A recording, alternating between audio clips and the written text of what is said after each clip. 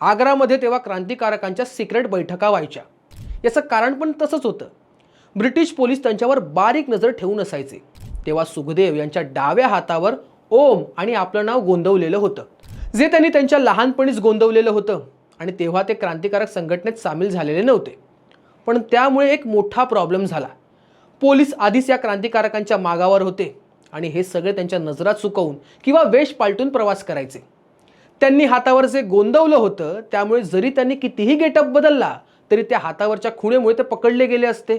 आता त्यांच्या डोक्यात एकच गोष्ट सुरू झाली की ही खूण मिटवायची कशी। हा विचार करत असताना त्यांच्या डोक्यात एक विचित्र आयडिया आली। त्यांचं असं झालं की हीच ती वेळ आहे, आपण आपली सहनशक्ती आजमावून पाहूयात। मग त्यांनी काय केलं की क्रांतिकारकांची बॉम्ब बनवायची सिक्रेट जागा होती, तिथे ते गेले। बॉम्ब बनवायला लागणारं नायट्रिक ॲसिड उचललं, आपल्या डाव्या हातावर जिथे गोंदवलं होतं त्या जागी लावलं